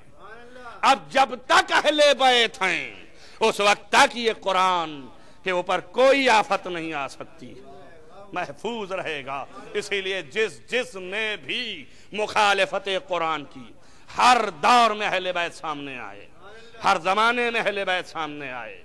اب ہر ایک کا زمانہ الگ الگ تھا. امام حسن عسکری علیہ السلام سے لے کر امام علی علیہ السلام قرآن کا تحفظ ہی کرتے رہ گئے اور اسی میں دنیا سے چلے گئے. امام حسن نے اتنی بڑی صلح کی، کس بات کے لیے؟ اسی قرآن کے تحفظ کے لیے. اور حسین نے گلا کٹا دیا اسی دین کے بچانے کے لیے. بس ختم کیا میں نے مجلس کو. آپ اندازہ کریں کہ جس امام عالی مقام کا اربعین آپ منانے آئے، یہ اس کا گھر پورا خاندان ہر طریقے سے لٹا ہوا، ایسے نہیں کہ لٹا ایسے ہی رہا، بلکہ قرآن نے جب یہ بات کہی ہے کہ ہم نے دو چیزیں چھوڑی ہیں، ایک قرآن اور ایک اہل بیت، اور لوگوں نے یہ سوچ لیا کہ ہر چیز صدقہ ہوتا ہے تو اسی کے تحت لگتا ہے. حسین کا جامہ بھی لوٹ لے گئے، حسین کی انگشتری بھی لوٹ لے گئے، حسین کے ازار بند بھی لے گئے. وہ بدن پر جو کپڑے تھے اور تھوڑے سے بھی قیمتی تھے تو اسے بھی لے گئے. اسی لیے روایات میں ہے کہ حضرت نے اپنی بہن سے کہا تھا آخری وقت چلتے ہو، یہ بہن وہ کرتا لے آؤ جو میری ماں نے بنایا تھا. کہا بھیا بڑا بوسیدہ ہے، آپ کیا کریں گے؟ کہا بہن تمہیں نہیں پتا ہے، میں اسے اندر سے پہنوں گا، اس لیے کہ اشقیا بعد شہادت ہر چیز لوٹ لے جائیں گے. عزیزان گرامی، روایتیں کہتی ہیں انتہائی ظلم تھا، انتہائی مصیبت تھی، ایسا لوٹا اہل حرم کا گھر کہ کوئی چیز نہیں چھوڑی ہے. بیویوں کے ہاتھ اور پیر اور گلے اور کان سے زیورات کھینچ لیے. اللہ اکبر. جن بیویوں کے چھاگلیں نہیں اترتی تھیں ظالم تلوار لے کے بڑھ جاتے تھے کہ پیر کاٹ لیے جائیں، بیویاں خود سے زحمت کر کے اتار کے دے دیتی تھیں. آپ تصور کریں، تصور کرنا مشکل ہے. یہ کربلا میں یہ ہوا، اور انتہائی مظلومیت. کوئی نہیں ہے جو حسین کے مظلومیت پر ہاتھ رکھے. شب جب گزر گئی، دن جب گزر گیا، شب جب لگ گئی، رات کی تاریکی آئی، امام حسین کی میت پڑی ہے میدان میں، اور زینب ایک طرف ہیں. زینب اپنے بچوں کو ایک طرف جمع کیے ہیں، بچوں کو سلانا چاہتی ہیں. ایک راوی کہتا ہے کہ اس نے دیکھا، کیا دیکھا، کہ ایک انسان پہنچتا ہے امام عالی مقام کے نزدیک اور کچھ ادھر ادھر ڈھونڈ رہا ہے. اس کے بعد کا اس نے میں نے دیکھا ایک ٹوٹی سی نیزہ تلاشتا ہے. تلاشنے کے بعد عزیزو جانتے ہیں کیا قیامت کی. امام عالی مقام دنیا سے چلے گئے ہیں، آپ کی انگشت میں ایک انگشتری رہ گئی تھی. عزیزو انگشتری رہ گئی تھی، اسے اتار رہا تھا. چونکہ بعد شہادت زخم سے بدن پھولتا ہے، انگشتری جو رہ گئی تھی انگلی پھولی ہوئی تھی اور اتر نہیں رہی تھی. راوی کہتا ہے ظالم نے نیزہ لیا اور امام عالی مقام کی انگشت کو کاٹنا شروع کیا. عزیزو جب کاٹنا شروع کیا، ملائے عالم میں ملائکہ ہمیں تلا تم برپا ہوا، ایک نور کی ہماری آئی اور ایسا ہی رکھ دی گئی. یہ کربلا کی زمین ہے، ابھی آتا ہوں. زینب ایک کونے پہ ہے اور وہ بھی دیکھ رہی ہوگی. عزیزو نور کی ہماری آئی اور نور کی ہماری سے ایک بزرگ نکلے جن کے سر پر امامہ نہ تھا اور پیر میں ان کے جوتی نہ تھی، گلا چاک تھا. حسین کی میت میں گر پڑے اور ایک بعد دوسرے بزرگ نکلے اور ایک بعد ایک بی بی نکلی. واہ حسینہ، واہ حسینہ کرتے ہوئے میت حسین تک پہنچی اور گلے سے لگا لیا. اور ایک مرتبہ رسول کھڑے ہوئے اور اس ظالم کی طرف دیکھا، کہا کب اللہ تعالیٰ تیرے صورت کو قبیح کر دے، تیرے صورت کو کالا کر دے. کب اللہ صورتک، تیرے صورت کو ختم کرے. یہ تو نے کیا ظلم کیا ہے. اللہ اکبر. یہ ایک وہ شب ہے جب زینب تھی اور ایک آج کی شب ہے جب زینب شام سے لٹ کر کے آئی. عزیزو یہاں پر ابھی دن میں آپ نے مصائب سنے. امام عالی مقام کی قبر سے بی بی زینب لپٹی تھی، روتی رہی. تاریخ نے یہ لکھا ہے کہ کم سے کم 3 دن کربلا میں گریا کرتی رہی. لیکن تیسرے دن بی بی زینب سلام اللہ علیہا، تیسرے دن ان کے کان میں یہ صدا گئی کہ سید الساجدین اپنی پھوپھی سے کہو کہ اب مدینہ چلے، اس لیے کہ وقت معینہ پر پہنچانا ہے. زینب کی دھڑکن بڑھ گئی. بھائی کی قبر سے لپٹے ہوئے آواز دیا، بھیا میرا دل چاہتا نہیں کہ چھوڑ کے جاؤں، لیکن اے میرے بھائی میں صرف اس لیے جاتا ہوں کہ ماں کو بھی خبر دے آؤں، نانا کو بھی بتا کے آؤں کہ میرے ساتھ کیا ہوا اور تم کو کیسے ظالموں نے قتل کیا۔ اے میرے بھائی مجھے اجازت دیجئے تاکہ میں جاؤں۔ بی بی روتی رہی۔ عزیزان گرامی اس کے بعد سید الساجدین علیہ السلام آئے اور فرمایا بھوپی اماں آمادہ ہو جائیے، اب ہمیں مدینہ بھی چلنا ہے۔ اے بھوپی اماں ابھی نانا کو پرسہ دینا ہے، ابھی دادی کو پرسہ دینا ہے، اٹھیے چلیے مدینہ چلنا ہے۔ زینب نے سب کو جمع کیا اور ہماری پر سوار کرنا شروع کر دیا کہ ابھی یہاں سے مدینہ جانا۔ عزیز و شاب ختم ہو گئی، 40 کا دن گزر گیا، شب دوم لگ گئی، آج 40 ختم ہو گئی۔ زینب مدینہ کے لیے روانہ ہو رہی ہے، کربلا چھوڑ رہی ہے، ساری بیویوں کو جمع کیا اور اماریوں پہ سوار کر دیا۔ جب بیویاں سوار ہو گئی تو زینب نے دیکھا ایک نظر کہ کوئی رہ تو نہیں گیا، اگر کوئی رہ گیا ہو تو اسے بھی سوار کر دے۔ فضہ تھی، فضہ کو بھی سوار کیا اور اس کے بعد پھر غور سے دیکھا کہ کوئی باقی تو نہیں ہے۔ دیکھا دور سے کہ حسین کی قبر کے سرحانے ایک بی بی بیٹھی ہے۔ بس عزیزو ختم کیا، کیا بیچارگی ہے رباب کی۔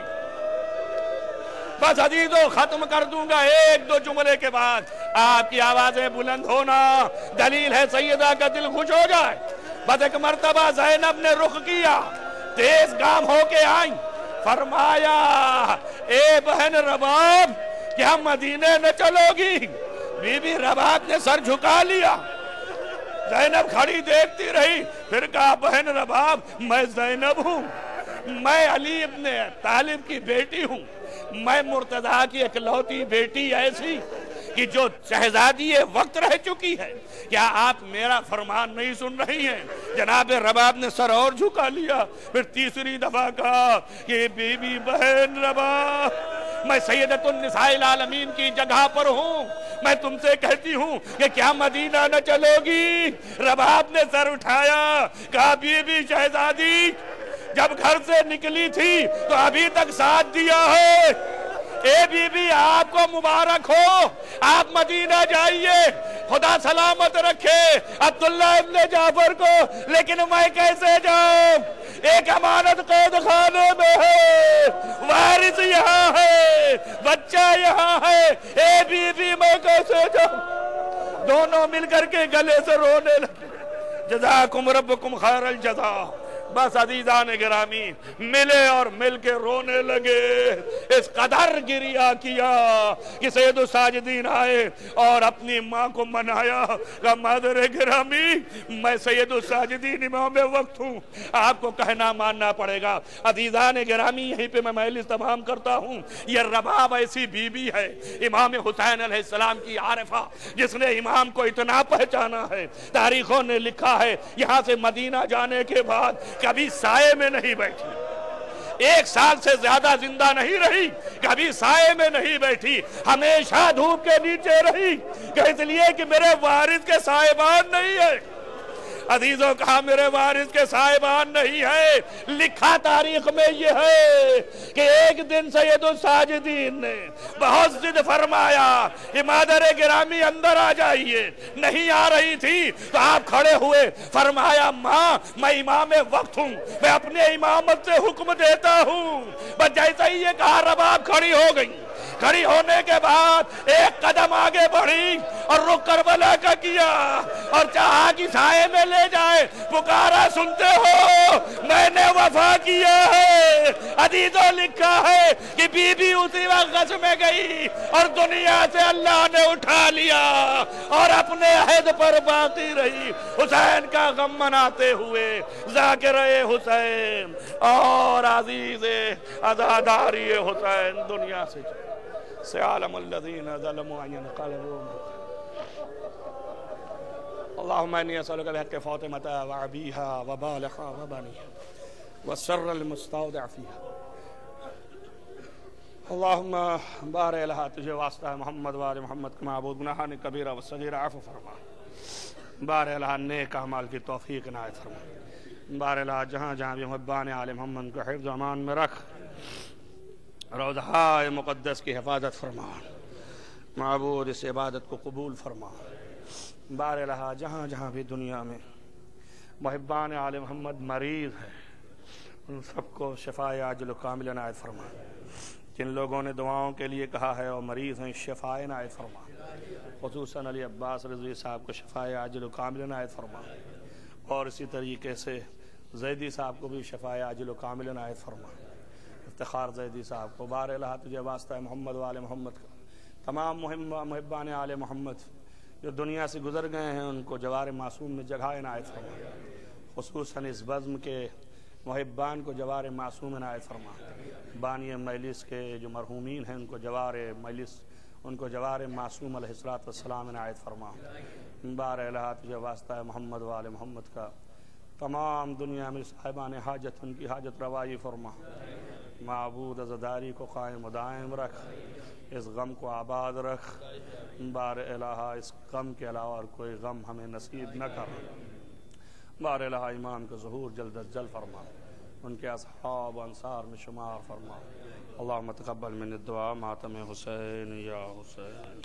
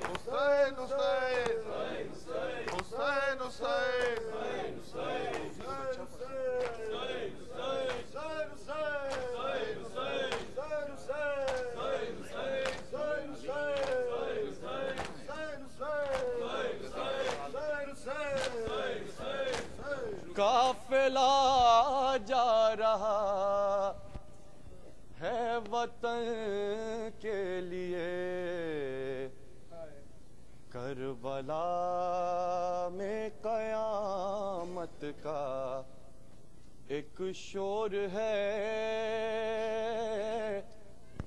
قافلہ جا رہا ہے وطن کے لیے، اپنی بربادیوں کو گوارا کیا، خون میں ڈوبے گلوں کا نظارہ کیا، دے دیا فاطمہ کا بھرا گلستاں، کربلا تیرے اجڑے چمن کے لیے، قافلہ جا رہا ہے وطن کے لیے۔ جب چلے تھے مدینے سے سب ساتھ تھے، اون و جعفر تھے، اکبر تھے، عباس تھے، جا رہی ہوں مدینے تو کوئی نہیں، اب ستم ہے، اب جفا ہے، اسیر محل کے لیے، قافلہ جا رہا ہے وطن کے لیے، قبر قاسم سے ہے یوں مخاطب پھوپھی، تیری شادی کچھ اس طرح بن میں ہوئی،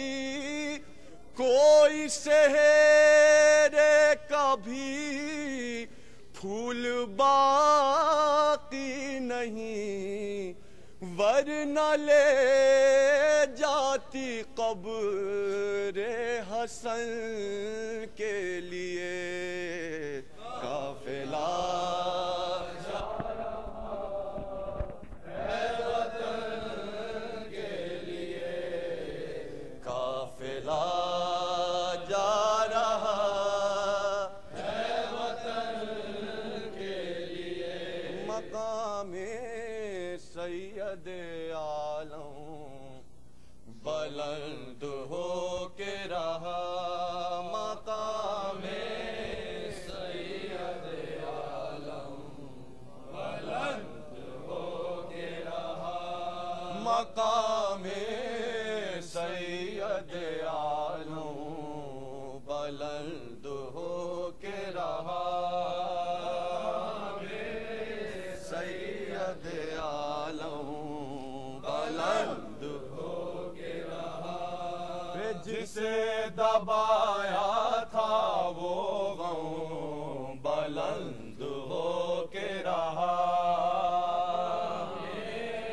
सैयद आलम बुलंद हो के रहा।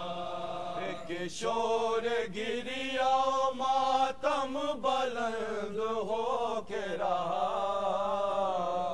गिरिया मातम बुलंद हो के रहा। खुदा के दीन का परचम बुलंद हो के रहा,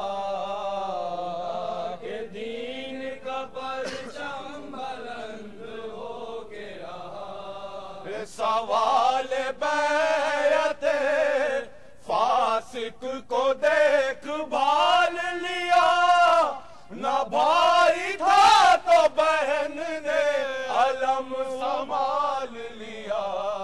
मकामे सैयद आलम बुलंद हो के रहा, मकामे सैयद आलम बुलंद हो के रहा। बहन हुसैन का इनकार बन के उठी है, हुसैन का इनकार बन के उठी है। बहन हुसैन का इनकार बन के उठी है, हुसैन का इनकार बन के उठी है। जलाल हैदर करार बन के उठी है, हैदर करार बन के उठी है। और जो दब सके न वो झनकार बन के उठी है, दब सके न वो झनकार बन के उठी है। अली की बेटी अलमदार बन के उठी है, अली की बेटी अलमदार बन के उठी है। न देगी जुल्म को बढ़ने का रास्ता ज़ैनब, कदम कदम पे बना देगी करबला ज़ैनब। मकामे सैयद आलम बुलंद हो के रहा, मकामे सैयद आलम बुलंद हो के रहा। अकेली थी मगर एक कायनात लेके चली, अकेली थी मगर एक कायनात लेके चली। अकेली थी मगर एक कायनात लेके चली, अकेली थी मगर एक कायनात लेके चली। ओ पाया में रोजा हज ज़कात लेके चली, पाया में रोजा हज ज़कात लेके चली। और गमे हुसैन का सरमाया साथ लेके चली, गमे हुसैन का सरमाया साथ लेके चली। अजल की गोद से निकली हयात लेके चली, अजल की गोद से निकली हयात लेके चली। खुदा के दीन के जादे असीर हो न सके, गला बंधा था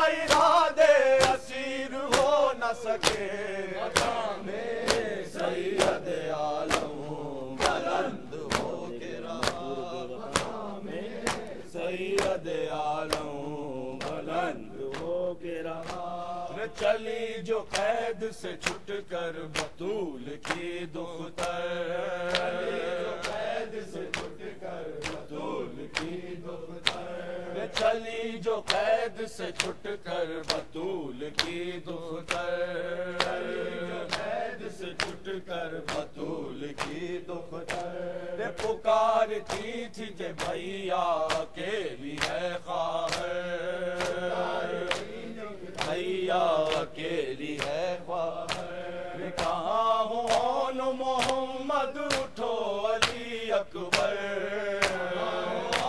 محمد اٹھو علی اکبر بٹھائے کون مجھے ہائے اب ہماری پر کون مجھے ہائے اب ہماری پر بہن کو کرنی ہے فریاد اپنے بھائی سے کوئی پکار لے عباس کو ترائی سے مقام سید عالم بلند ہو کے رہا مقام سید عالم بلند ہو کے رہا چلی جو قید سے چھٹ کر بطول کی دختر قید سے چھٹ کر بطول کی دختر پکارتی تھی کہ بھیا اکیلی ہے خواہر تھی کہ بھیا اکیلی ہے خواہر کہاں ہو اون محمد اٹھو علی اکبر محمد اٹھو علی اکبر بٹھائے کون مجھے ہائے اب ہماری پر کون مجھے ہائے اب ہماری پر بہن کو کرنی ہے فریاد اپنے بھائی سے کوئی پکار لے عباس کو ترائی سے